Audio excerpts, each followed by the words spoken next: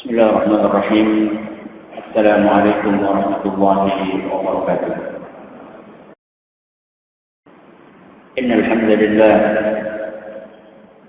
نحمده ونستعينه ونستغفره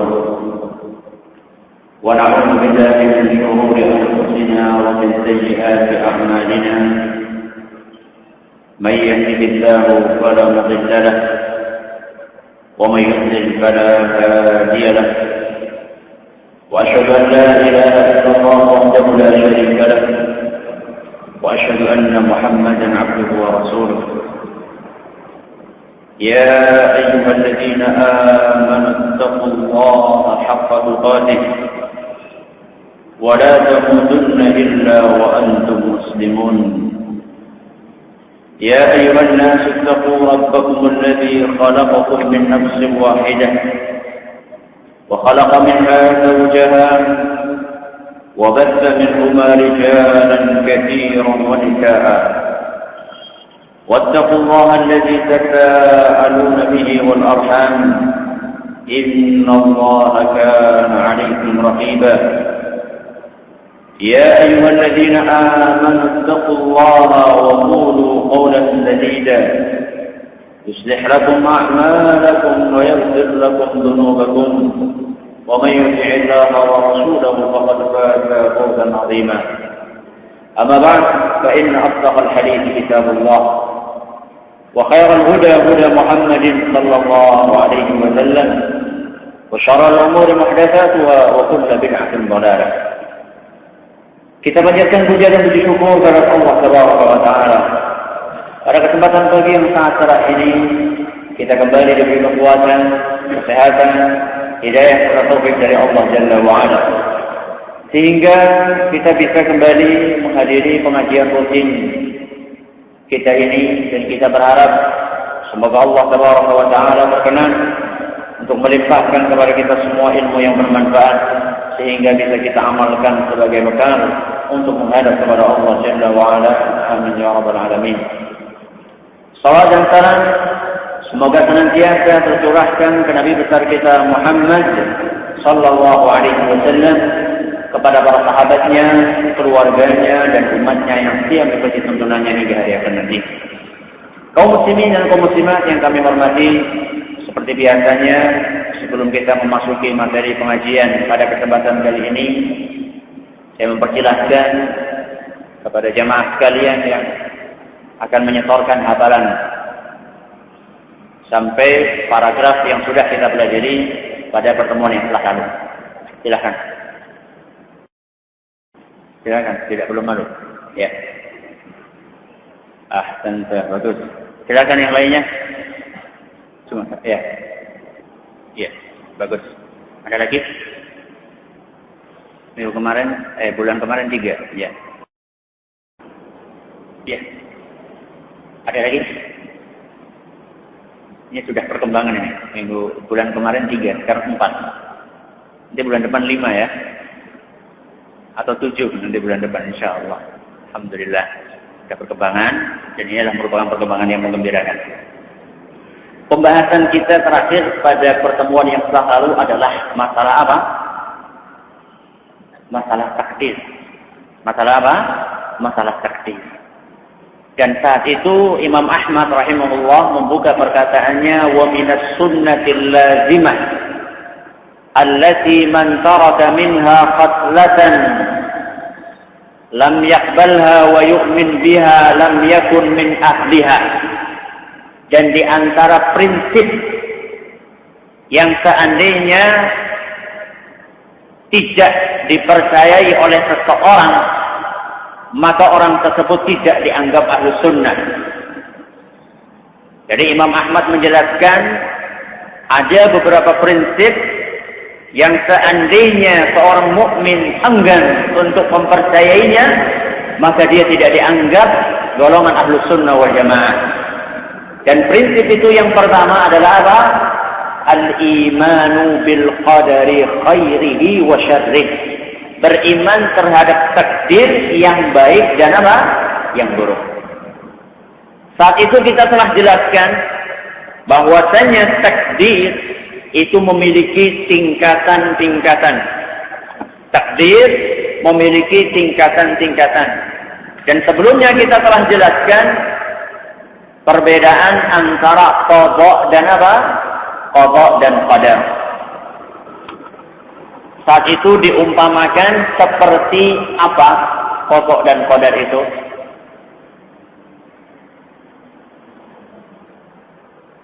Perbedaan antara qada dan qadar seperti apa? Hah? Seperti penjahit. Bagaimana penjahit itu? Ya. Siapa yang bisa jawab ini? Silahkan. Ini murojaah ini. Ulangan. Nah. Seperti pola dan aplikasinya. Kalau penjahit itu sebelum dia jahit mesti harus bikin apa dulu? Pola. Anak enggak usah, anak sudah profesional, enggak perlu pakai pola. Meskipun demikian, tetap enggak bisa orang itu langsung apa? Langsung gunting. Pasti dia itu mempersiapkan dulu, ngukur-ngukur dulu. Nah, itulah yang dikiaskan dengan qadar. Ya. Jadi dipersiapkan terlebih dahulu, diatur, baru setelah penjahit itu mulai menjahit, nah, polanya tadi diwujudkan dalam bentuk nyata, itulah qadanya. Ya. Itulah apa? Qadanya. Qadarnya adalah Allah Subhanahu wa taala menulis, berkehendak apa yang akan terjadi mulai dari dulu sampai hari kiamat. Kemudian satu persatu apa yang sudah Allah rencanakan itu terrealisasikan. Itulah namanya qada. Ya. Qada dan apa? Dan qadar. Lalu kita jelaskan bahwasannya takdir itu memiliki berapa tingkatan? 4. Yang pertama, Allah mengetahui segala sesuatu sebelum terjadi. Ini tingkatan yang pertama. Kita harus meyakini bahwasanya Allah Tabaraka wa Ta'ala telah mengetahui segala apa yang terjadi sampai hari kiamat. Sebelum terjadinya kejadian tersebut. Ini tingkatan yang pertama. Yang kedua, ada 4 ini. Yang kedua apa? Antum nih dengerin lagi nggak kajian ini? Saya tanya ini, yang rekam ini nih. Nah, antum dengerin lagi nggak kemarin kajiannya, rekaman ini? Enggak. Yang nulis? Wah, gimana ini? Padahal waktunya lama kan? Ada 2 bulan ini waktunya untuk murajaah. Terlalu lama waktunya, katanya lupa. Gitu ya. Apa yang kedua? Meyakini apa? Yang pertama meyakini Allah, mau yang kedua? Bagus. Meyakini bahwasannya Allah telah menulis seluruh kejadian. Jadi setelah Allah mengetahui, Allah tulis. Nah, jadi segala yang apa terjadi di muka bumi ini, semua yang sudah ditulis oleh Allah Tabaraka wa Ta'ala. Sampai jatuhnya jauh, satu persatu, itu semua yang sudah ditulis oleh Allah Tabaraka wa Ta'ala. Ini yang kedua. Yang ketiga,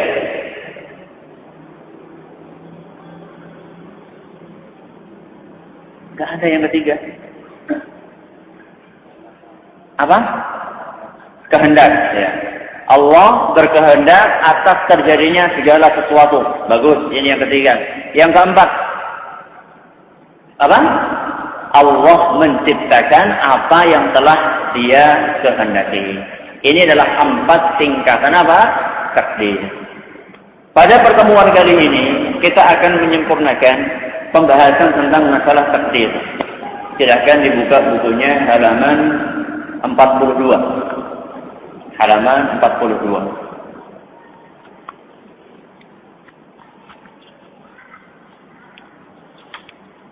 Sudah ketemu semua? Yang bawa buku, silakan diberi harokat.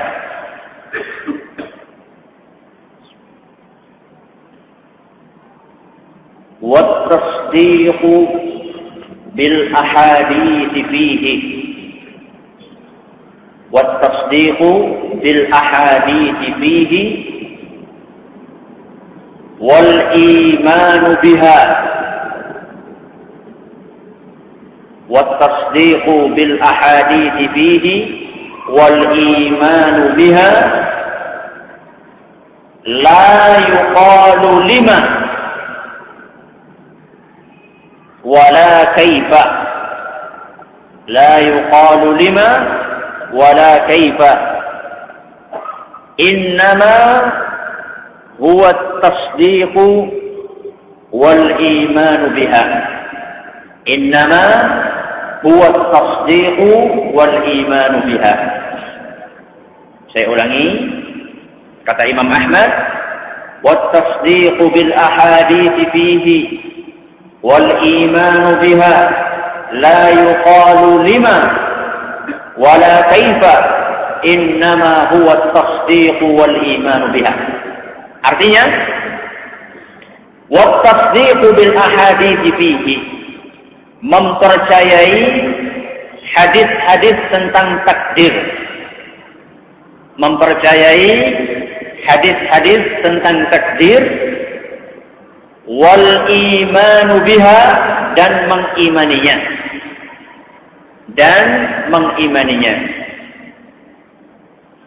La yuqalu lima, tidak boleh berkata mengapa, wala kaifa, dan bagaimana. Tidak boleh berkata mengapa dan bagaimana. Innama huwa,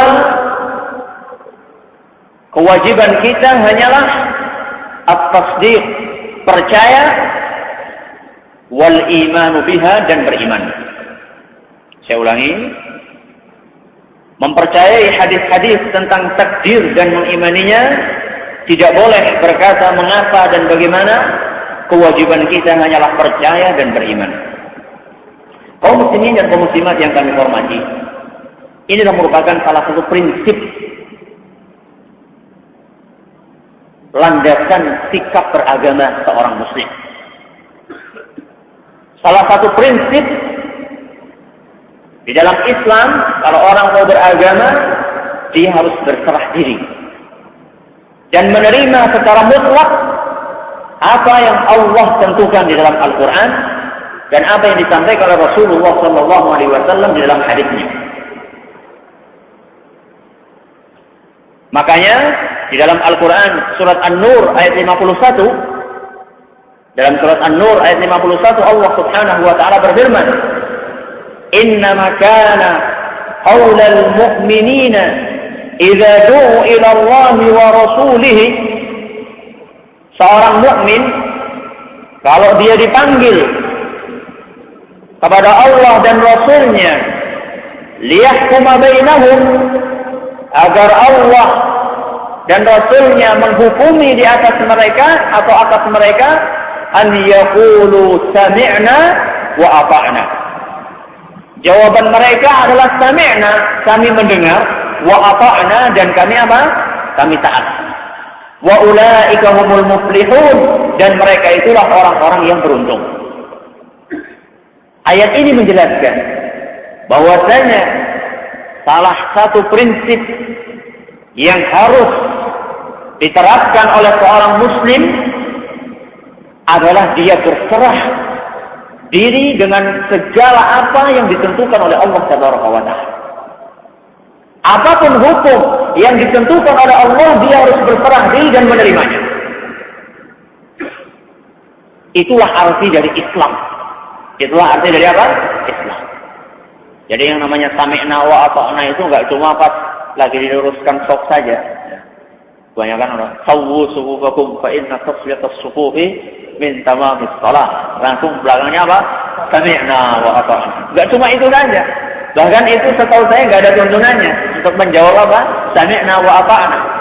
Sami'na wa ata'na safnya masih apa? Masih bolong-bolong. Itu bukan sami'na wa ata'na. Itu sami'na wa ata'na. Apa sami'na wa ata'na? Kami dengar tapi kami enggak patuh. Jadi enggak cuma itu. Sami'na wa ata'na bukan cuma masalah saf saja.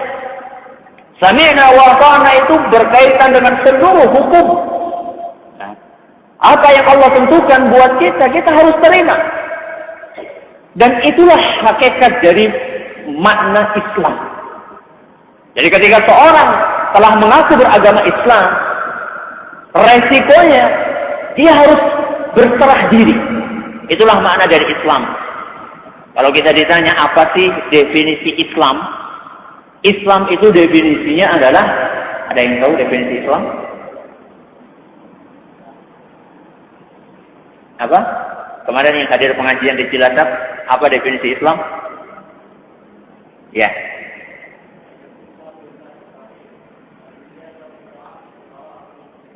Bagus. Definisi dari Islam adalah al-istislamu lillahi bitauhid, berserah diri kepada Allah dengan tauhid, wal-inqiyadu lahu bit-ta'ah, dan patuh kepada Allah dengan ketaatan kepadanya, wal bara'atu minasyirki wa ahlihi, dan melepas diri dari syirik dan pelakunya. Pertama kali definisinya adalah al-istislamu lillahi bitauhid, patuh, ya, dan berserah diri kepada Allah dengan tauhid, wal-inqiyadu lahu bit-ta'ah, dan taat kepada Allah, patuh kepada Allah dengan ketaatan kepadanya. Itulah seyogyanya seorang muslim. Jadi kalau misalnya ada disuruh pakai jilbab dalam Islam, bilangnya itu kan kebiasaan orang Arab. Indonesia kan negara tropis. Kenapa di Arab itu, kenapa suruh pakai jilbab? Karena di Arab apa? Panas. Di Indonesia daerah tropis ya bebas kita mau pakai pakaian kayak gimana. Ini bukan karakter seorang muslim. Karakter seorang muslim, kalau dia itu mendapatkan perintah dari Allah Subhanahu wa ta'ala, maka dia akan taati sepatut-patutnya. Dan itulah karakter seorang muslim seharusnya. Meskipun belum tahu hikmahnya, Ustaz. Iya. Meskipun belum tahu hikmahnya. Contoh, Allah mewajibkan kita untuk sholat menghadap kemana? Kiblat. Kenapa mesti ke kiblat? Nah, ini pertanyaan-pertanyaan kayak gini. Kenapa mesti ke kiblat? Apa hikmahnya? Kenapa nggak ke Indonesia saja? Nah, Indonesia kan daerahnya enak, sejuk. Menghadap ke kiblat di sana panas, gersang. Apa keistimewaannya? Hikmah-hikmah di balik itu semua, seandainya seorang muslim belum mengetahuinya, dia tetap harus patuh. Dia harus tetap mempraktekkan apa yang diperintahkan oleh Allah dan Rasulnya. Contoh yang lain, kalau Allah mengharamkan sesuatu, daging babi misalnya, kenapa sih nggak boleh makan daging babi? Daging babi kan enak, bikin masakan gurih.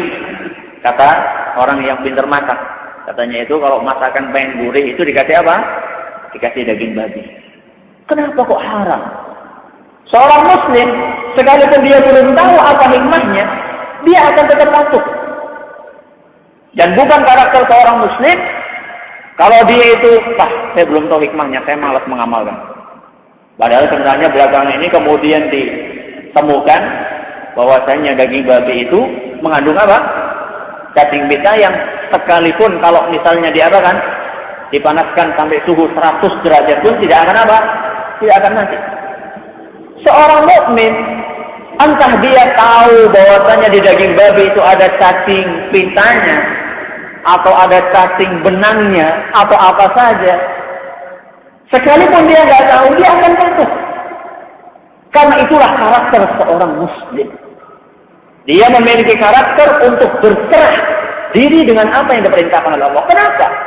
Karena yang memerintahkan itu adalah Zat yang Maha Tahu apa kemaslahatan kita. Loh Ustaz, berarti kalau kayak gitu otak kita mau dimanakan Ustaz? Kita kan punya otak kan buat berpikir Ustaz. Nah, ini sudah kita bahas kemarin, ya. Kita sudah bahas pada 2 pengajian yang telah lalu bahwasanya Islam itu bukan agama yang menihilkan otak tidak. Tapi Islam adalah agama yang menghormati otak, menghormati akal manusia. Tapi Islam juga mengajarkan bahwasanya akal manusia itu terbatas. Sebagaimana organ yang lainnya terbatas. Mata kita terbatas, nggak bisa melihat terlalu jauh. Begitu pula akal kita memiliki batasan yang kalau itu dilampaui, seseorang akan terjerumus ke dalam kesesatan. Itu. Kemudian kata Imam Ahmad di sini, la yuqalu lima wala kaifa. Tidak boleh kita bertanya mengapa dan bagaimana. Wah, benar nggak nih kita nggak boleh tanya? Hah? Nggak boleh tanya kita, kenapa kayak gini, mengapa kayak gini? Ini Imam Ahmad nih kok, kalau orang yang nggak tahu ekstrim banget. Kok nggak boleh tanya-tanya ya? Kalau dalam Al-Quran kan jelas-jelas fas'alu apa? Ahla dzikri in kuntum la ta'lamun.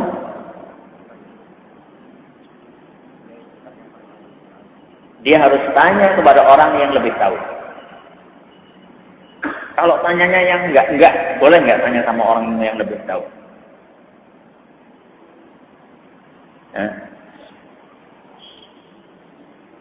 Ada yang bisa jawab? Ini yang kayak gimana? Kok Imam Ahmad melarang kita bertanya? Padahal bertanya itu kan pintu ilmu. Malu bertanya apa? Sesat di jalan. Nanti kita akan sesat kalau nggak tanya. Ini maksudnya apa Imam Ahmad? Kalau kita cermati dalil dari Al-Quran dan Sunnah Nabi SAW, kita akan dapatkan ada dalil yang memerintahkan kita untuk bertanya dan ada dalil yang mencela pertanyaan. Ada dalil dari Al-Quran yang memerintahkan kita untuk banyak bertanya. Tapi juga di sisi lain ada dalil yang melarang kita untuk banyak bertanya. Wah, gimana ini? Ini kontradiksi ini. Iya. Kalau orang yang tidak paham, dia akan mengatakan dan buru-buru memvonis ini kontradiksi. Islam ini gimana sih? Di ayat ini mengatakan supaya bertanya, di ayat yang lain atau di hadis yang lain malah melarang. Gimana ini? Jawabannya, pertama kita perlu mengetahui. Di antara dalil yang memerintahkan kita untuk bertanya adalah firman Allah Subhanahu wa taala dalam Al-Qur'an surat An-Nahl ayat 43. Surat An-Nahl ayat 43 dan juga surat Al-Anbiya ayat 7.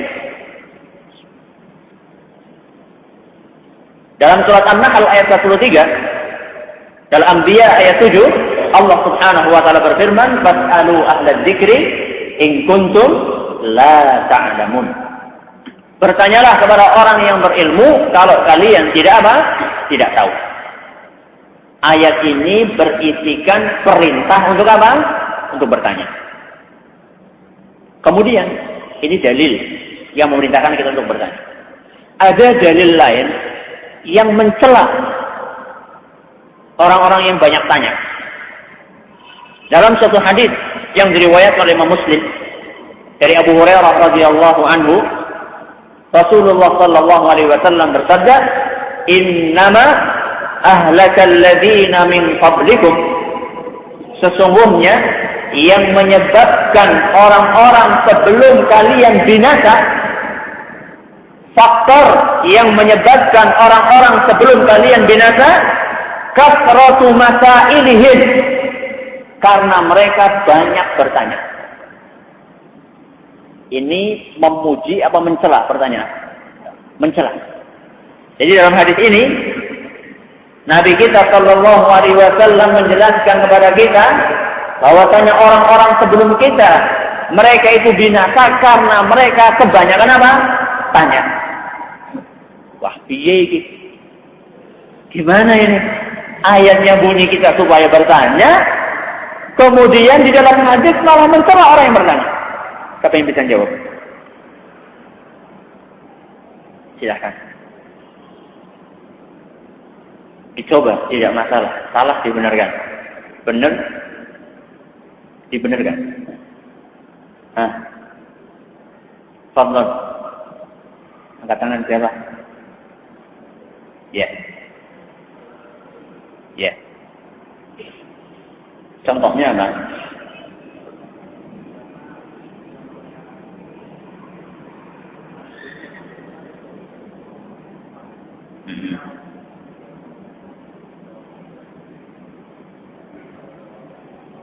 Ya. Ya. Bagus. Pertanyaan yang terlarang itulah bertanya tentang sesuatu yang Allah sembunyikan buat kita. Apakah seluruh ilmu itu telah Allah ceritakan kepada kita? Tidak.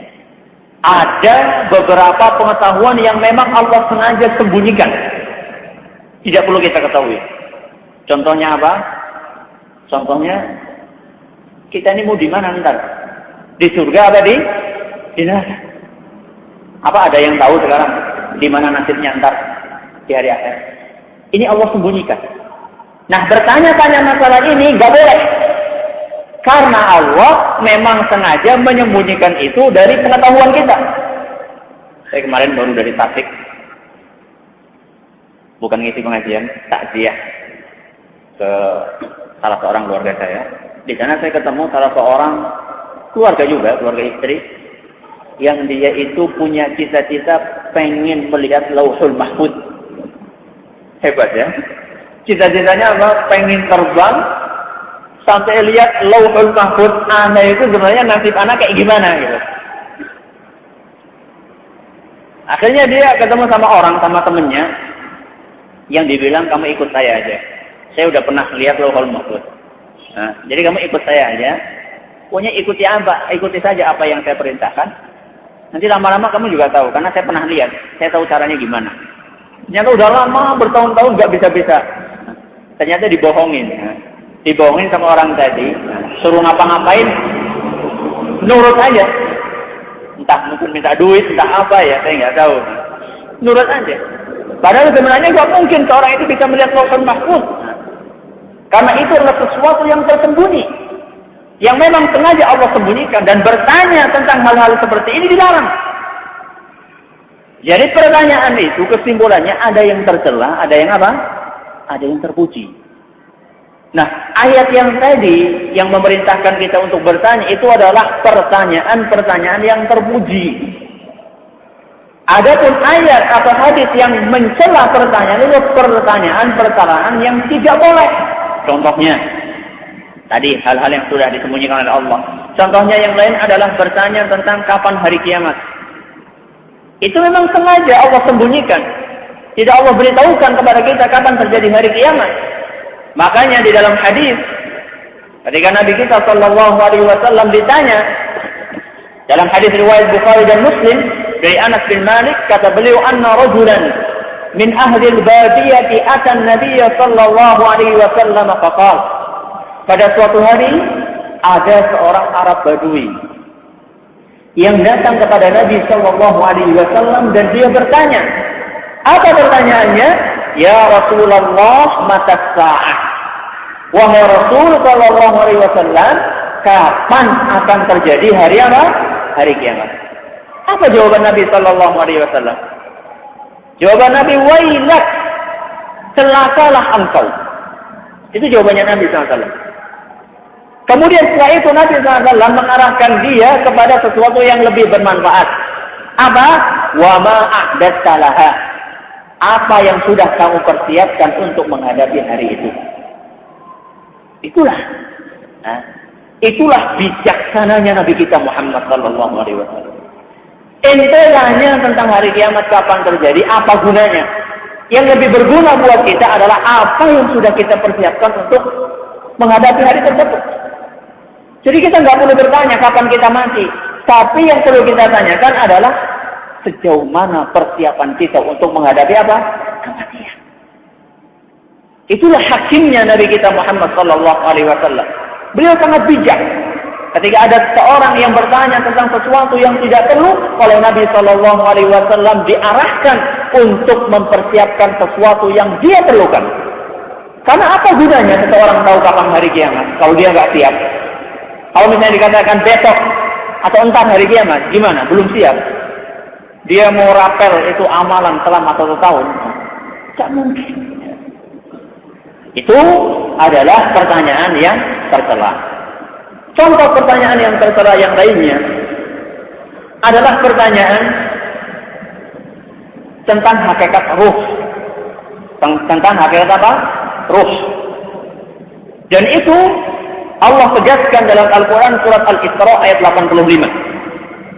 Surat Al-Isra ayat 85. Kata Allah Tabaraka wa Ta'ala, wa yas'alunaka 'anil ruh, Dan mereka bertanya kepadamu, wahai Muhammad, tentang ruh. Hakikat roh itu kayak gimana? Roh itu sesuatu yang ada dalam hati jiwa kita. Itu adalah sesuatu yang paling dekat dengan kita. Tapi kita nggak tahu roh itu kayak gimana. Roh itu benda padat, atau benda cair, atau apa? Atau gas. Nah, saya yang tahu di sini. Ada orang-orang yang tanya kepada Nabi SAW. Yas'alunaka 'anil ruh. Mereka bertanya kepada engkau wahai Muhammad tentang roh. Hakikatnya kayak gimana? Apa jawaban Allah Subhanahu wa taala? Allah Subhanahu wa taala berkata, "Qulir ruhu min amri rabbi." Katakanlah wahai Muhammad, jawablah pertanyaan tersebut bahwasanya roh adalah merupakan sesuatu yang hanya diketahui oleh Allah Subhanahu wa taala. Kemudian Allah menutup firman-Nya ini dengan peringatan, "Wa ma utitum minal ilmi illa qalila." Kalian itu tidak diberi ilmu kecuali hanya sedikit. Jadi inilah merupakan peringatan dari Allah Subhanahu wa taala. Sepintar-pintar kalian berusaha untuk mengeksplorasi, berusaha untuk mengetahui apa itu ruh, menyelami jiwa, menyelami tentang ruh. Kalian itu ilmunya cuma sedikit. Jadi gak usah kalian itu masuk ke dalam sesuatu yang dilarang oleh Allah Subhanahu wa taala. Itu pertanyaan yang tercela. Kemudian pertanyaan yang terpuji apa? Apa pertanyaan yang terpuji?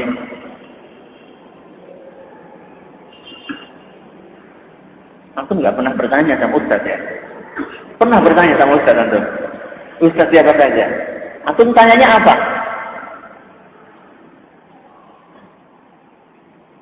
Apa pertanyaan yang terpuji itu? Bertanya tentang sesuatu yang bermanfaat. Misalnya, bertanya tentang makna hadis.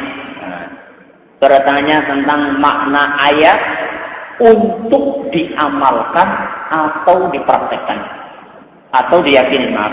Untuk diamalkan atau diyakini. Itu pertanyaan yang terpuji. Pertanyaan yang terpuji adalah bertanya tentang sesuatu yang bermanfaat. Contohnya, bertanya tentang makna ayat atau makna hadis dengan tujuan untuk diamalkan atau diyakini. Jadi kalau kita tanya tentang hukum, suatu hukum apa saja, hukum fikih, atau bertanya tentang suatu hal dalam akidah, tujuannya adalah untuk kita amalkan atau untuk kita yakini, maka itu adalah merupakan pertanyaan yang terpuji, dan itulah yang diperintahkan di dalam Al-Quran. Nasihat Ibnu Rajab Al-Hambali bagus sekali di dalam kitabnya Jami'ul Ulumi wal Hikam. Kata beliau, "Alladhi yata'ayyanu 'ala al-muslim al-i'tina'u bihi wal ihtimam." Kewajiban seorang muslim yang harus dia perhatikan, an yabhatha 'amma jaa'a 'an Rasulillah sallallahu wa rasulihi sallallahu alaihi wasallam. Kewajiban dia adalah mencari tentang apa yang datang dari Allah dan Rasulnya sallallahu alaihi wasallam. Tsumma yajtahidu fi fahmi dzalik. Kemudian dia berusaha keras untuk memahaminya. Wal wuqufu ala ma'ani, dan mendapatkan makna-maknanya. Tsumma yashtaghilu bit-tasdiqi bidzalik. Kemudian dia menyibukkan diri untuk mempercayainya. Jadi tanya untuk dipercaya. In kana minal umuril ilmiyah, seandainya itu berkaitan dengan perkara ilmiah. Wa in kana minal umuril amaliyah, seandainya berkaitan dengan sesuatu yang bersifat amaliyah, maka dia bertanya untuk mengamalkan. Jadi kalau misalnya ada orang-orang yang tanya kepada ustaz, tapi tanyanya bukan untuk diamalkan, berarti itu adalah pertanyaan yang terpuji atau tercela? Yang tercela. Makanya sering kadang-kadang ada orang yang tanya-tanya pakai SMS, kadang-kadang nggak perlu saya jawab. Ya, kenapa? Karena memang pertanyaannya sesuatu yang tidak perlu ditanyakan. Makanya kalau misalnya antum SMS sama siapa saja, sama ustaz, kok nggak dijawab-jawab, antum jangan suudzon dulu. Wah, ustadznya ini kehabisan pulsa nih. Itu suudzon apa husnudzon itu? Ustadz ini gimana nih? Gak jawab-jawab, itu udah gak perhatian sama anak kayaknya ini. Ustadz itu juga banyak kesibukan. Kemudian juga ustadz itu banyak pertanyaan juga. Jadi yang dipikir yang bertanya cuma antum saja. Nah, satu pertanyaan satu hari bisa sampai 10 pertanyaan. Kalau satu pertanyaan itu harus buka buku 10, berarti satu hari buka buku berapa? Ustadz itu bukan imam. Nah, ustadz itu bukan apa? Bukan imam ulama besar. Kalau ulama besar ilmunya di mana? Di benak mereka. Kalau ustadz itu bukunya, ilmunya masih di mana? Masih di buku. Jadi kalau ustadz itu mau menjawab pertanyaan, dia harus buka buku. Dan waktu untuk buka buku itu sangat terbatas. Dan terkadang ustadz tidak menjawab pertanyaan karena pertanyaan-pertanyaan itu tidak perlu untuk dijawab. Dan ini perlu dipahami. Ini pertanyaan yang bermanfaat. Jadi kalau misalnya kita bertanya, tujuannya apa? Tujuannya kalau misalnya pertanyaan itu untuk diamalkan, saya pengen tahu apa sih hadis tentang sholat tasbih misalnya, itu hadisnya sahih apa dhaif. Tujuannya apa? Kalau sahih mau saya amalkan, kalau dhaif akan saya tinggalkan. Itu enggak masalah bertanya seperti itu. Atau bertanya tentang perbuatan ini syirik atau tidak, perbuatan ini bid'ah atau tidak. Tujuannya apa? Kalau syirik ya akan saya tinggalkan, kalau enggak ya akan saya praktekkan. Itu enggak masalah. Jadi kita harus berpikir terlebih dahulu apa yang harus kita tanyakan. Jadi dalam bertanya pun kita harus pikirkan pertanyaan yang bagaimana yang perlu kita tanyakan. Dan itulah ciri orang yang beriman. Orang yang beriman itu sebelum ngomong dia pikir. Nah, salah satu ciri khas orang yang beriman, sebelum bicara dia pikir. Kebalikannya, orang yang tidak seperti itu, ngomong dulu baru apa? Mikir, oh kenapa saya jadi ngomong kayak gini? Itu keliru. Kalau orang yang beriman, dia mau ngomong, mau tanya, dia pikirkan dulu apa yang mau saya tanyakan. Redaksinya kayak gimana, baru dia tanya. Sehingga dia tidak menyesal. Kebanyakan orang sekarang kan, lebih banyak ngomongnya baru kemudian mikir, aduh kenapa saya ngomong kayak gini? Padahal sudah imbasnya sudah repot ke sana kemari, ya. Bahkan mungkin bisa mengakibatkan perpecahan di antara persaudaraan. Setelah dia ngomong baru dia mikir, dan itu keliru. Ya. Termasuk juga dalam masalah bertanya. Ini berkaitan dengan masalah bertanya boleh atau tidak, terutama dalam masalah takdir. Terus kalau tanya masalah takdir yang boleh kayak gimana Ustaz? Ya tadi itu misalnya takdir itu definisinya apa? Itu enggak masalah. Kemudian tingkatannya apa? Dalilnya apa Ustaz? Kita harus mempercayai bahwasanya Allah itu mengetahui segala sesuatu. Apa dalilnya, argumentasinya bahwasanya Allah Subhanahu wa taala itu telah menulis segala kejadian mulai dari dulu sampai hari kiamat, sudah semuanya ditulis oleh Allah Subhanahu wa taala. Puluhan ribu sebelum diciptakannya langit dan bumi. Puluhan ribu tahun sebelum diciptakannya langit dan bumi, apa yang akan terjadi sampai hari kiamat sudah ditulis. Orang bertanya, Ustaz itu apa dalilnya? Hadisnya apa? Ayatnya apa? Ini enggak masalah. Ini adalah pertanyaan yang terpuji. Sudah? Kemudian kita lanjutkan. Kata Imam Ahmad rahimahullahu ta'ala, masih di halaman 42. وَمَنْ لَمْ يَعْرِفْ تَفْسِيرَ الْحَدِيثِ وَمَنْ لَمْ يَعْرِفْ تَفْسِيرَ الْحَدِيثِ وَيَبْلُغْهُ عَقْلُهُ فَقَدْ كُفِيَ ذَلِكَ وَأُحْكِمَ لَهُ فَقَدْ كُفِيَ ذَلِكَ وَأُحْكِمَ لَهُ فَعَلَيْهِ الْإِيمَانُ بِهِ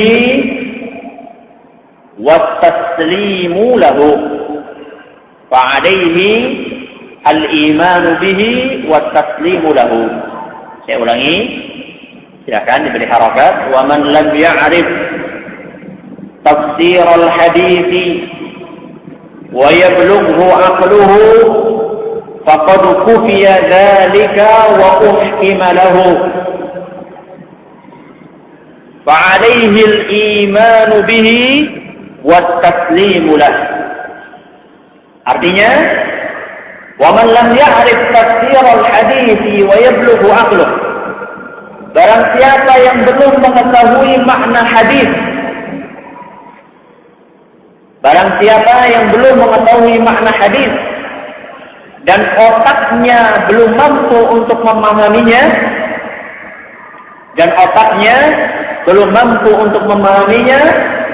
faqad kufiya dzalika, maka itu sudah dianggap cukup baginya.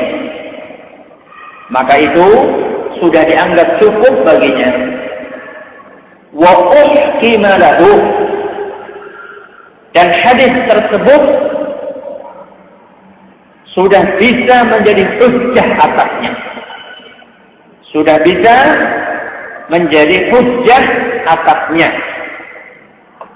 Untuk tunduk pada hadis tersebut. Fa'alaihi al-iman bihi, dia harus beriman, wa taslimu lah, dan berserah diri kepadanya.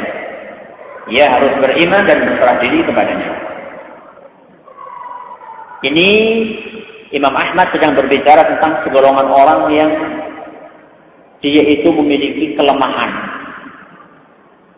kurang bisa memahami hadis Nabi Sallallahu Alaihi Wasallam. Dan ini menunjukkan betapa jelinya Imam Ahmad, karena yang namanya manusia itu sangat bertingkat-tingkat EQ-nya, tingkat pemahamannya. Ada orang yang dengar satu ayat dia langsung apa? Langsung paham. Itu dijelaskan satu hadis langsung paham. Ada orang yang dijelaskan sampai berkali-kali apa? Nggak paham-paham juga. Dan itu sering kita dapatkan. Antum juga kalau ngajar di SD, yang guru-guru SD atau guru SMP atau guru SMA atau ngajar TPA, itu diajarkan semuanya udah nunduk-nunduk, ya. Ditanya paham nggak? Enggak. Padahal ketika ngajar semuanya sudah apa? Ya mantuk-mantuk, ya. Semuanya kali udah paham sekali. Ketika ditanya apa tadi? Nggak tahu, Ustaz.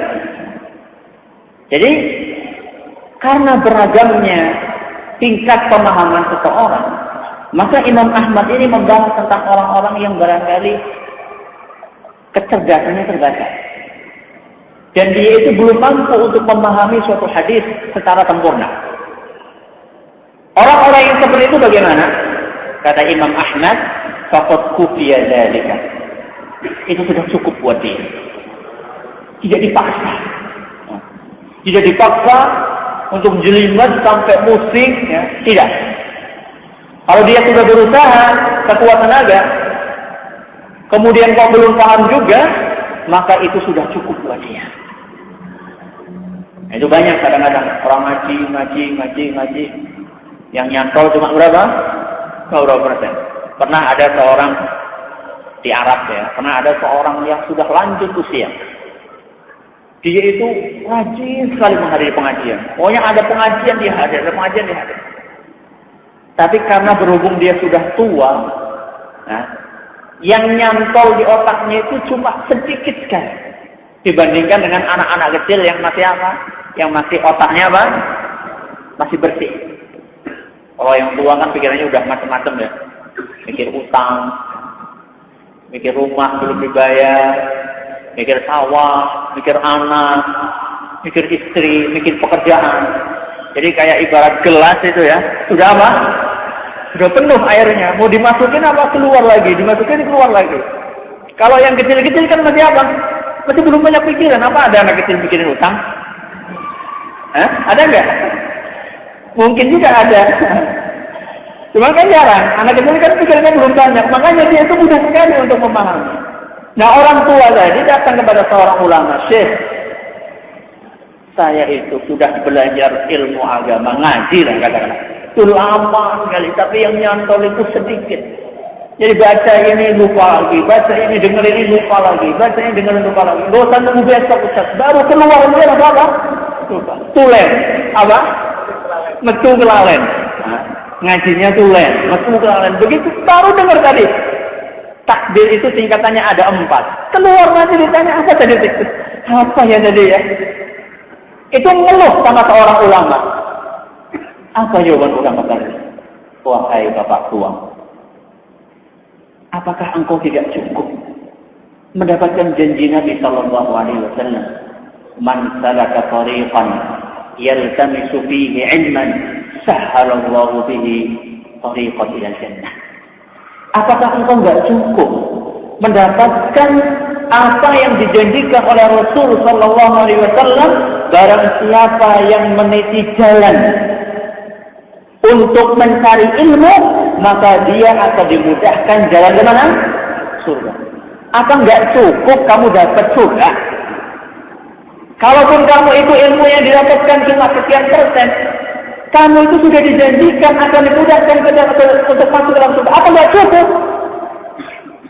Kata orang tua tadi, wallahi lebih dari cukup.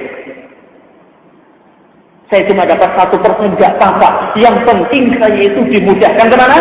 Ke surga. Jadi ngaji itu bukan semata untuk menambah wacana kaum muslimin dan kaum muslimat yang kami hormati. Jadi kita ngaji ke sini itu kita lagi mencari jalan menuju ke surga. Tapi jangan ngantuk ya. Yang penting karena pengen ke surga usah ngantuk enggak apa-apa. Bukan itu yang saya maksudkan. Maksudnya ini sedang memperbincangkan orang-orang yang barangkali ketika ngaji dia itu hanya sekian persen yang dia dapatkan. Akhirnya terkadang dia putus asa. Saya sudah ngaji berpuluh-puluh tahun, kok masih gini-gini saja ilmunya. Ini anak saya baru ngaji berapa tahun sudah lebih pintar dari saya. Tidak. Dan ini sudah diperbincangkan oleh Imam Ahmad tentang orang-orang yang asalnya nggak nyampe untuk memahami sesuatu. Kata Imam Ahmad, faqad kufiyalahu, sudah cukup buat dia.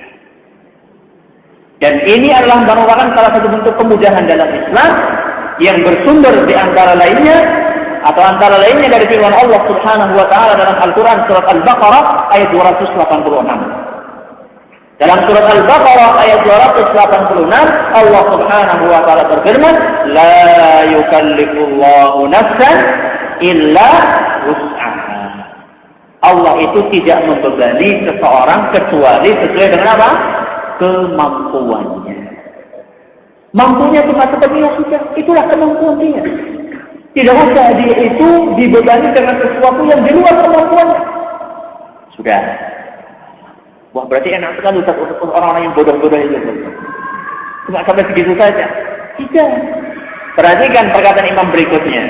Kata beliau, fa'alaihil imanu bihi wa taslimu lahu.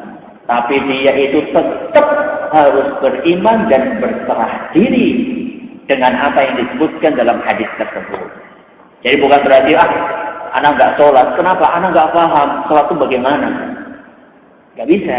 Dia udah tahu sholat itu 5 waktu. Cuman mungkin dalam sisi lebih jelimetnya ya, lebih rincinya saya nggak tahu bacaan ini artinya apa misalnya. Saya masih sangat terbatas. Orang yang seperti itu dia tetap harus sholat, tetap dia harus taslim, ya, harus berserah dan harus beriman. Tetap dia harus mengamalkan apa yang dia pahami. Bukan berarti kemudian dia bermudah-mudahan, tidak. Islam memberikan kemudahan, tapi jangan gampangkan. Jangan apa? Kemudian mempermudah, ya, mempermudah sesuatu yang tidak dipermudah oleh agama Islam.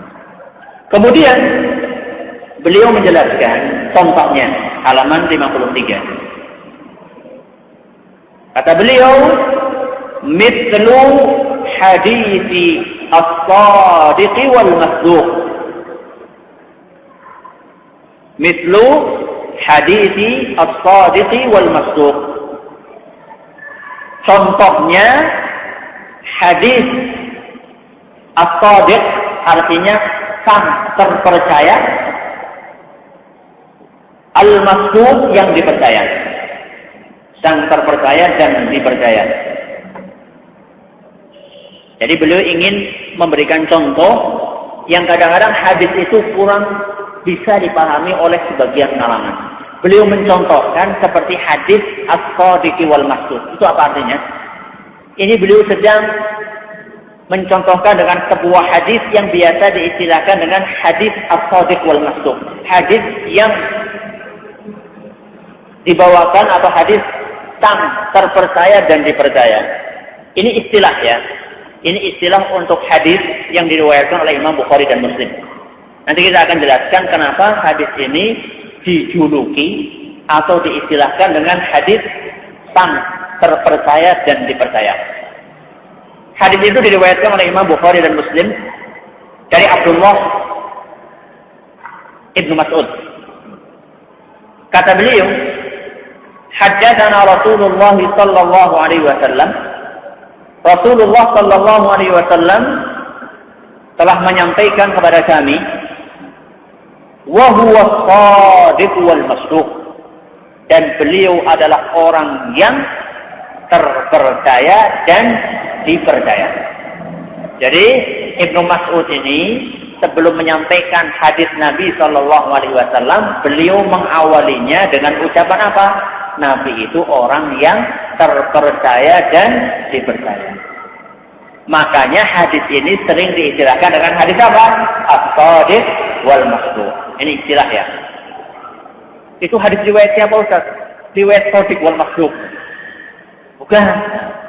Jadi ini perlu kita ketahui istilah para ulama. Ya.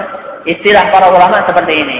Jadi ketika Ibnu Mas'ud memulai hadis tadi dengan mengatakan, saya pernah mendengar Nabi SAW berkata seperti ini, dan beliau adalah orang yang terpercaya dan dipercaya.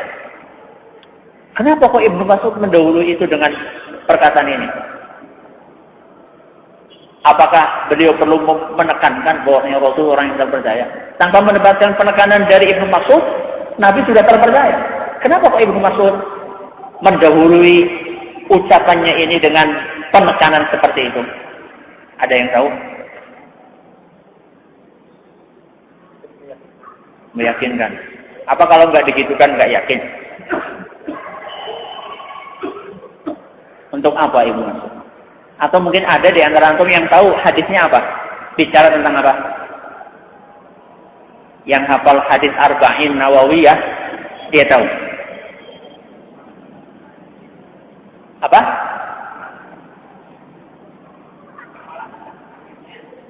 Bagus.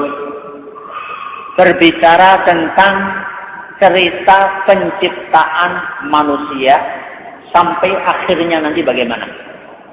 Kata beliau sallallahu alaihi wasallam, qala, berarti ini berbicara tentang hal yang gaib ya. Berbicara tentang apa? Hal yang gaib. Mulai dari bagaimana kita di dalam perut sampai kemudian nanti di akhirat kayak gimana. Ini berarti bicara tentang hal yang gaib. Makanya karena beliau berbicara tentang hal yang gaib, Ibnu Mas'ud menekankan bahwasanya Nabi itu orang yang terpercaya. Jadi kita harus percaya sekalipun itu yang dikabarkan sesuatu yang bersifat apa? Gaib yang tidak bisa kita lihat.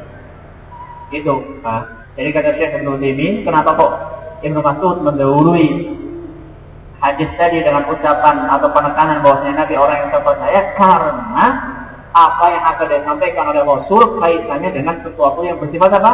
Gaib, yang tidak bisa kita lihat, yang sumbernya hanya hadis ataupun Al-Quran. Kata beliau, kata Nabi SAW, inna ahadakum yujma'u khalquhu fi batni ummihi arba'ina yawman. Sesungguhnya salah seorang di antara kalian akan ada di dalam perut ibunya selama 40 hari. Dalam satu riwayat, dalam bentuk setetes mani, nutfah. Ini proses penciptaan manusia. 40 hari pertama dia dalam bentuk apa? Setetes mani. Tsumma yakunu 'alaqatan mithla dzalik. Kemudian 40 hari berikutnya dia akan berubah menjadi apa? Segumpal apa? Daging apa darah? Darah. Dari air berubah menjadi apa? Darah. Tsumma yakunu mudghatan mithla dzalik. Kemudian 40 hari berikutnya berubah menjadi apa? Kekerat daging. Air mani berubah menjadi apa? darah berubah menjadi apa? Daging. 40. Berapa bulan itu? 4 bulan. Bukan 3 bulan ya? Nah, karena 1 bulan 30 hari ya? Bukan 40 hari. 4 bulan. Setelah 4 bulan, thumma yab'atsullahu malakan wa yu'maru bi arba'i kalimat. Setelah 4 bulan Allah mengutus malaikat dan memerintahkan malaikat itu untuk melakukan 4 hal. Apa? Yuqalu lahu uktub amalahu. Malaikat diperintahkan, tulislah 1 amalan orang tersebut. 1. Wa rizqahu, yang kedua rizkinya. Wa ajalahu, yang ketiga ajalnya, kapan dia mati. Yang keempat, wa syaqiyyun aw sa'idun, apakah dia termasuk orang yang celaka atau orang yang apa? Beruntung. Celaka nanti masuk neraka, atau beruntung masuk apa? Surga. Berarti semuanya sudah ditakdirkan oleh Allah. Bagaimana amalan dia, perbuatan apa yang akan dilakukan di dunia, kemudian dia mau masuk kemana, di surga atau ke neraka, rezekinya kayak gimana, semuanya sudah ditulis. Tsumma yunfakhu fihi ruh, kemudian baru dihembuskan ruh ke dalam apanya? Ke dalam janin tersebut. Berarti mulai ada ruh itu setelah berapa? Setelah 4 bulan. Kemudian Nabi berkata, fa innar rajula minkum la ya'malu hatta ma yakunu bainahu wa bainal jannati illa dhira'un fa yasbiqu 'alayhi kitabuhu ya'malu bi amali ahli an-nar. Kata Nabi SAW, ada salah seorang di antara kalian yang banyak beramal dengan amalan-amalan soleh yang mengantarkan ke surga, sampai jarak antara dia dengan kematian tinggal 1 jengkal. Nah, artinya sudah apa? Sudah hampir apa? Hampir mati. Tapi Allah menakdirkan lain. Allah menakdirkan orang tersebut itu nanti akan masuk ke mana? Neraka. Akhirnya di akhir hidupnya dia melakukan apa? Perbuatan maksiat yang mengakibatkan dia masuk ke mana? Ke neraka. Kemudian kebalikannya, wa ya'malu hatta ma yakunu bainahu wa bainan nar illa dhira'un. Kemudian dia itu ada orang lain yang pertama, orang yang lain beda lagi. Ada orang yang lain dan dia seluruh hidupnya atau kebanyakan hidupnya dia isi dengan perbuatan maksiat sampai hampir meninggal dunia. Tinggal 1 jengkal, sebentar lagi akan meninggal dunia. Akan tetapi kata Nabi sallallahu alaihi wasallam, kita supaya amalu bi amali ahli jannah. Akan tetapi Allah Subhanahu wa taala berkehendak dia itu akan masuk surga. Akhirnya sebelum meninggal dunia dia melakukan amal-amal soleh yang kemudian mengantarkan dia untuk masuk ke dalam apa? Itulah yang namanya rahasia takdir Allah. Wah, enak sekali orang yang kedua itu. Nah, sudah kenyang kenikmatan dunia, masuk surga lagi. Sayang sekali orang yang pertama sudah susah-susah beramal, masuk ke mana? Masuk ke. Nah, inilah yang menyebabkan banyak orang yang tidak apa? Tidak paham. Sekalipun dia tidak paham, dia tetap harus percaya dengan apa yang disebut oleh Nabi SAW. Makanya Imam Ahmad mencontohkan dengan hadis ini. Kenapa? Karena hadis ini banyak orang yang apa? Yang nggak nyandak otaknya, nggak sampai otaknya untuk memahami. Wah, berarti gimana ya Allah nih? Kita ini belum tentu ya ngaji ini masuk surga. Nah, iya. Iya, memang seperti itu. Belum tentu yang kita ngaji itu masuk surga, belum tentu. Karena kita tidak tahu bagaimana akhir hidup kita. Dan belum tentu orang-orang yang di jalan-jalan itu, yang anak-anak muda yang rambutnya merah-merah itu, yang mungkin boro-boro sholat mandi saja nggak tahu mereka mandi apa enggak. Belum tentu mereka nanti akan masuk ke neraka, belum tentu. Makanya saya pernah ditanya ketika saya ngisi pengajian di Klaten, gimana ya kalau kita itu ikhwan-ikhwan, kalau kita mau ngaji kita selalu lewat perempatan yang di situ orang-orang anak muda itu pada ini itu anak pung ya, pang ya, pang atas pung, tahu deh, sudah kayaknya benci banget sama mereka, enak lihatnya. Anak katakan sendiri, itu pernah nggak ngajak mereka untuk sholat? Pernah nggak ngajak mereka untuk sholat? Kebanyakan dari kita melewati orang seperti kita memandang dengan pandangan yang tinggi. Dan jarang sekali di antara kita yang lewat mengingatkan atau minimal mendoakan. Ada nggak di antara kita kalau lewat orang-orang seperti kita mendoakan, Allah berilah dia hidayah ya Allah. Dari sekian ratus ribu orang yang melewati lampu merah, mungkin bisa dihitung dengan jari yang menyempatkan diri untuk mendoakan orang-orang. Padahal belum tentu kita ini yang ngaji itu akan selamat, dan belum tentu mereka itu akan apa? Akan masuk ke neraka. Kita tidak tahu apa yang ditakdirkan oleh Allah Subhanahu wa taala. Dan ini menunjukkan kepada kita bahwa kita harus beramal dan jangan bergantung dengan amal yang sudah kita lakukan. Dan jangan memandang remeh orang lain yang barangkali dia itu belum ngaji atau belum setaat kita saat ini. Yang disebutkan oleh para ulama, kenapa kok orang tadi?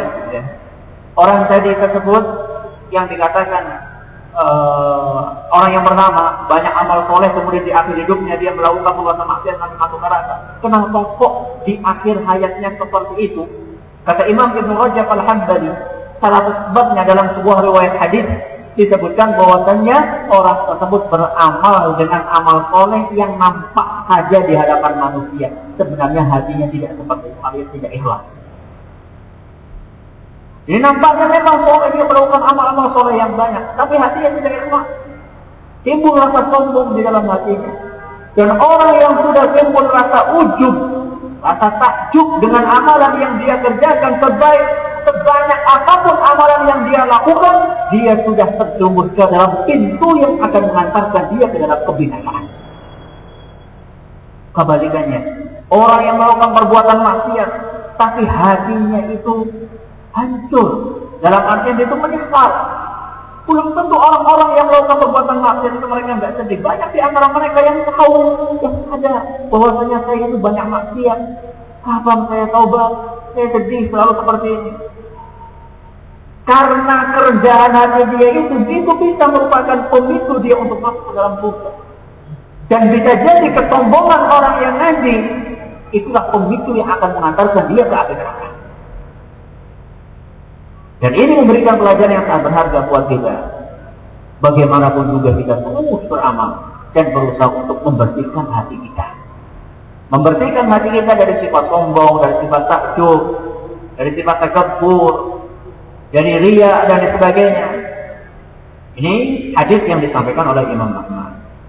Jadi meskipun seorang itu belum paham makna yang lebih dalam dari hadis ini, dia harus percaya bahwa segala sesuatu ini tidak lepas dari apa? Dari takdir Allah Subhanahu wa ta'ala. Ini contohnya. Kemudian kata beliau di halaman yang ke-44, wa mithlu ma kana mithlahu fil qadar. Wa mithlu ma kana mithlahu fil qadar.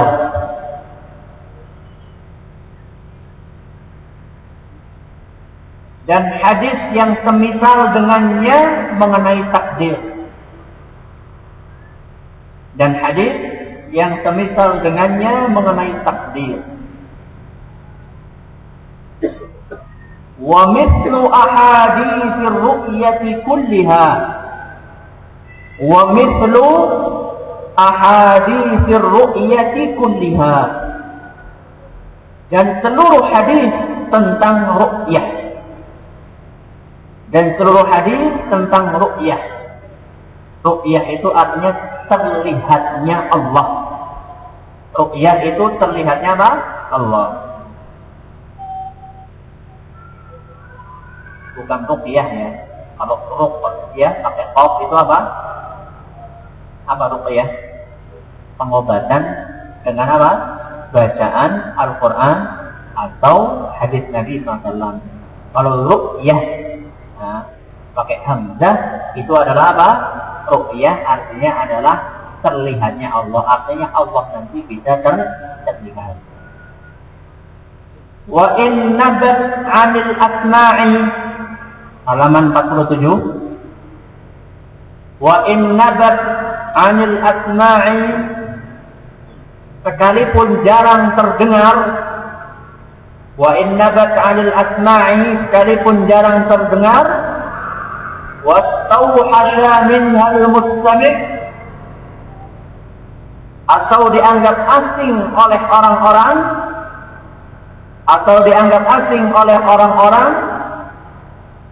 innama 'alaihil imanu biha, innama 'alaihil imanu biha, kewajibannya hanyalah beriman kepadanya. Wa an la yarudda minha harfan wahidan, wa an la yarudda minha harfan wahidan, dan tidak boleh menolak satu huruf pun darinya. Wa ghairiha minal ahaditsil ma'thurati 'an istiqat, wa ghairiha minal ahaditsil ma'thurati 'an istiqat.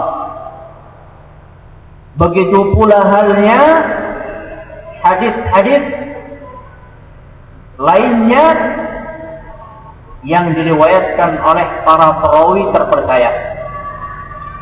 Begitu pula halnya hadis-hadis lainnya yang diriwayatkan oleh para perawi terpercaya.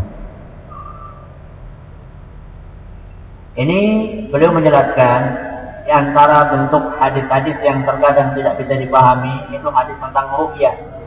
Bahwasanya Allah itu akan terlihat pada hari kiamat. Nah, Allah akan apa? Terlihat pada hari kiamat. Ini nanti ada pembahasan khusus. Nah, maka ru'yah jadi kita undur. Nanti kita akan jelaskan bahwasanya Allah itu berkesempatan atau bisa dilihat pada hari kiamat. Kemudian juga di sini beliau berkata bahwasanya ada beberapa hadis yang mungkin jarang terdengar atau dianggap asing karena kejahilan. Ya. Meskipun kita anggap asing, selama hadis tersebut sahih, maka kita harus percaya dan tidak boleh menolak satu huruf pun. Inilah merupakan apa? Penekanan dari Imam Ahmad. Jangankan satu kata, jangankan satu kalimat, satu huruf pun kita tidak boleh untuk menolak. Dan ini merupakan salah satu ciri kesempurnaan iman seorang ketika dia itu Islam, ketika dia itu berserah diri dengan apa yang sudah ditentukan oleh Allah dan Rasulnya Sallallahu Alaihi Wasallam. Kemudian kita tutup dengan perkataan beliau, wa an la yukhasima ahadan, wa an la yukhasima ahadan wa la yunadhiruhu wa la yata'allamul jidala. Saya ulangi, wa an la yukhasima ahadan wa la yunadhiruhu wa la yata'allamul jidala. Dan seorang muslim dilarang untuk mendebat, berbantah-bantahan, serta mempelajari perdebatan. Seorang muslim dilarang untuk berdebat, berbantah-bantahan, serta mempelajari perdebatan.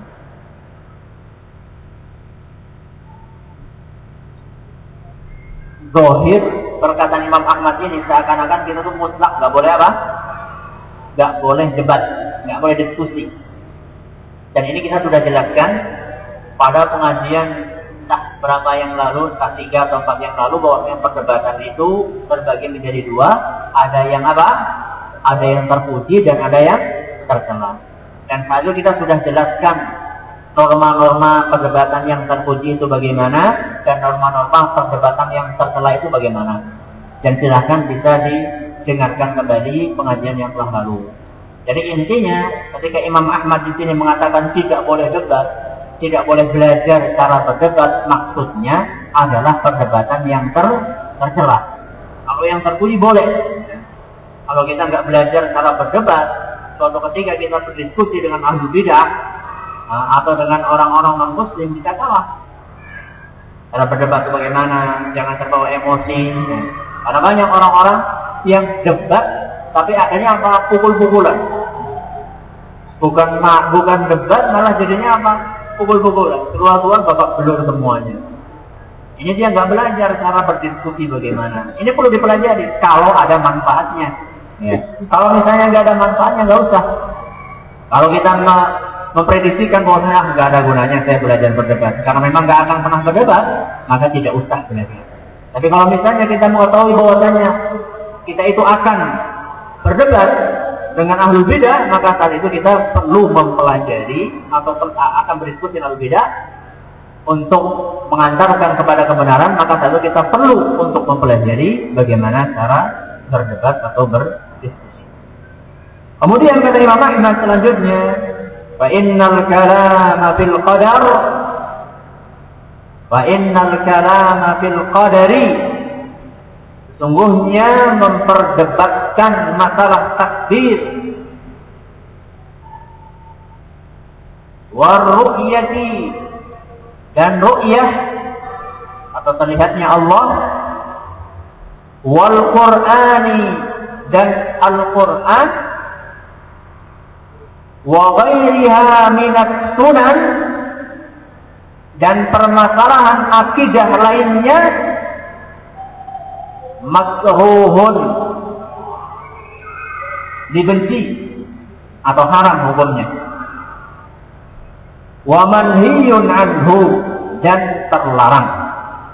Saya ulangi, fa innal kalama fil qadar wal ru'yati wal qur'ani wa ghairiha minat sunani makruhun wa manhiyun anhu. Sesungguhnya memperdebatkan masalah takdir, ru'yah, Al-Qur'an, dan permasalahan akidah lainnya haram hukumnya dan terlarang. Ini juga perlu dipahami secara proporsional. Bukan berarti kita nggak boleh memperbincangkan masalah akidah sama sekali, bukan. Tapi di sini yang dimaksud adalah perdebatan dan perbincangan yang tercela. Seperti memperdebatkan sesuatu yang tidak seharusnya diperdebatkan. Contohnya apa? Bagaimana sih sebenarnya tangan Allah Subhanahu wa Ta'ala? Ini debat. Menurut saya tangan Allah itu udah panjangnya 1 meter. Yang ini baru enggak mungkin tangan Allah 1 meter. Paling 10 meter. Perdebatan tentang sesuatu yang tidak boleh untuk diperdebatkan. Nah, orang-orang yang seperti ini yang dimaksud oleh Imam Ahmad. Atau berbicara masalah takdir, debat. Kenapa kok Allah menakdirkan seperti ini? Kok Allah menciptakan seperti ini? Kenapa Allah berkehendak seperti ini? Ini juga termasuk yang tercela. Jadi kalau misalnya kita berdiskusi tentang takdir, tingkatannya itu apa saja, definisi qada dan qadar itu apa, ini bukan termasuk perdebatan atau diskusi yang tercela. Kemudian terakhir beliau berkata, la yakunu sahibuhu, la yakunu sahibuhu wa in asaba bi kalamihi sunnata, wa in asaba bi kalamihi sunnata min ahli sunnati, min ahli sunnati hatta yada'al jidala wa yuslim wa yu'mina bil athar. Saya ulangi, la yakunu sahibuhu wa in asaba bi kalamihi sunnata min ahli sunnati hatta yad'al jidala wa yaslama wa yu'mina bil athar atau yusallima wa yu'mina bil athar. Artinya la yakunu sahibuhu wa in aqama bi kalamihi sunnah, sekalipun perkataan pelaku perdebatan tadi sesuai dengan sunnah, nanti kita akan jelaskan, min ahli sunnah, dia tidak termasuk ahli sunnah. Sekalipun orang yang berdebat tadi kemudian sampai kepada kebenaran sesuai dengan akidah ahli sunnah, dia tetap tidak dianggap sebagai ahli sunnah. Kapan dianggap ahli sunnah? Hatta yada'al jidal, sampai dia itu mau meninggalkan perdebatan, wa yusallim, dan berserah diri, wa yu'min bil athar, dan mengimani hadis-hadis. Jadi ini penekanan dari Imam Ahmad, kata beliau, kalau ada orang yang sukanya debat dan berdebat tentang sesuatu yang tidak seharusnya diperdebatkan, kemudian lantaran perdebatan itu, melalui sarana perdebatan itu dia bisa sampai kepada kebenaran, nggak sengaja sampai kebenaran, dia tetap tidak dianggap sebagai ahli sunnah. Wah, ini gimana nih, kok keras banget ini? Hah? Ada orang nih debat, caranya sudah salah, tapi kok alhamdulillah ujung-ujungnya dia apa? Mencapai kebenaran. Kata Imam Ahmad, dia tetap tidak dianggap ahli sunnah. Kenapa? Apa sebegitunya? Saya tahu kenapa. Saya buka ini, silakan memikirkan. Gantian ngomongnya. Kenapa?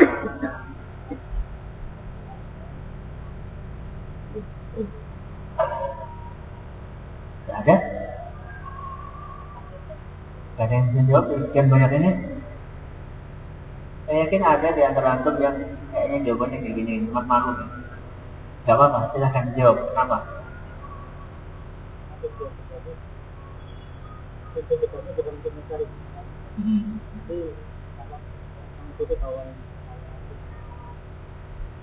Bagus, ada jawaban lain? Sebelah kiri, sebelah kanan. Ada enggak? Ashabul yamin. Ada? Jawabannya, sarananya keliru. Sarana, yaitu mencari kebenaran yang merupakan tujuan. Sarananya apa? Keliru. Kenapa dia tidak dianggap ahli sunnah? Karena sarananya yang dia tempuh itu keliru. Meskipun ujung-ujungnya apa? Benar. Karena dalam ahli sunnah, dalam ajaran Islam, yang namanya sarana dan tujuan kedua-duanya harus apa? Benar. Jadi jangan tujuannya sedekah, tapi sarannya apa? Nyuri.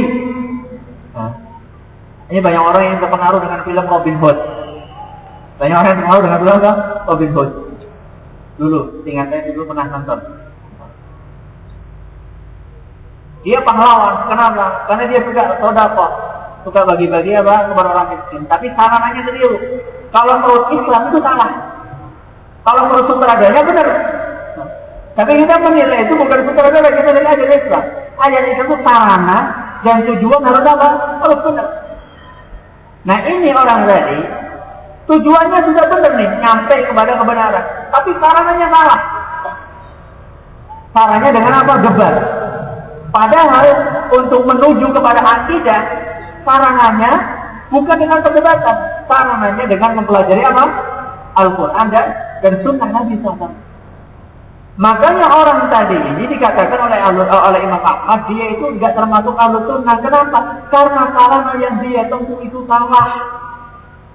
Iya, alhamdulillah sekarang benar. Tapi siapa yang menjamin besoknya apa? Benar. Dan peluang untuk salah itu sangat besar. Inilah metodologinya itu salah. Dan kita harus paham bahwasanya Ahlus Sunnah wal Jamaah itu memiliki metodologi dalam memahami agama yang berbeda dengan metodologi ahlul bid'ah. Dan kalau misalnya metodologinya udah salah, maka ujung-ujungnya akan salah. Kadang-kadang benar, lebih sering apa ya? Salahnya. Tapi kalau metodologinya benar, insya Allah dia akan mencapai kebenaran dengan izin Allah Subhanahu wa Ta'ala. Dan ini yang perlu kita ketahui.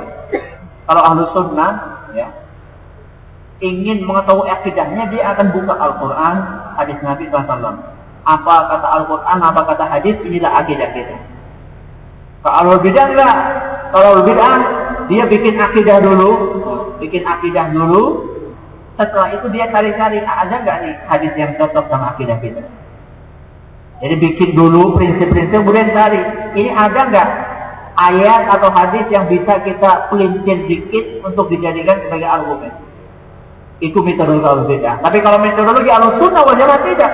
Dia baca Quran, dia baca hadis, kemudian dari sekian banyak Al-Quran dan hadis, atau sekian banyak ayat Al-Quran dan hadis Nabi, dia simpulkan, oh inilah akidah al-sunnah itu.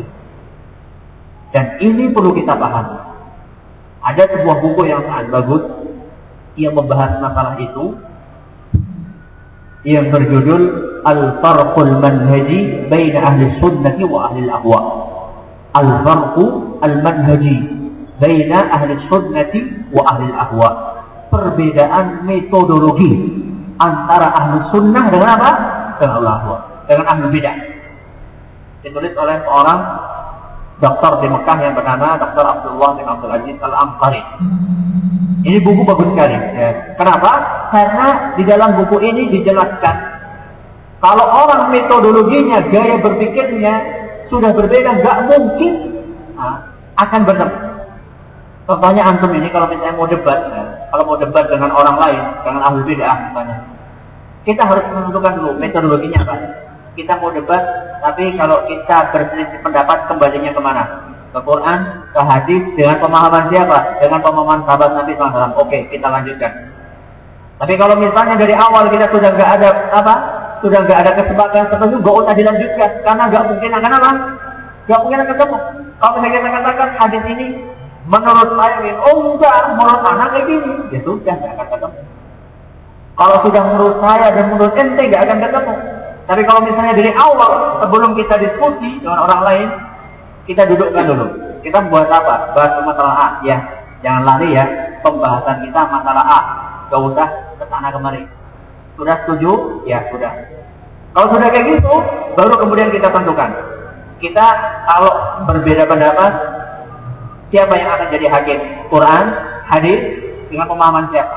Kalau sepakat Quran dan hadis yang sahih dengan pemahaman sahabat Nabi SAW, maka oke, baru kita lanjutkan. Kalau tidak, maka tidak.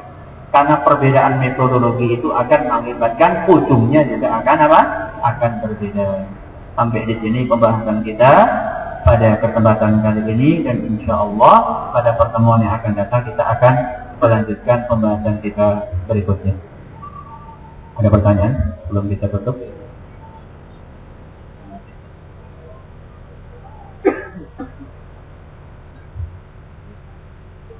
Tidak ada?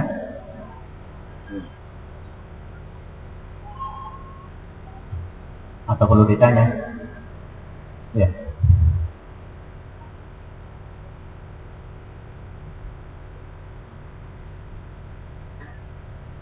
Kalau tidak ada kebetulan ini, karena saya ada acara. Tidak ada ini.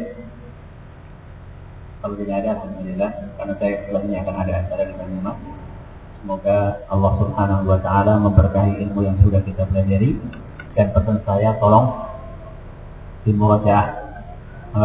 diulangi, ya.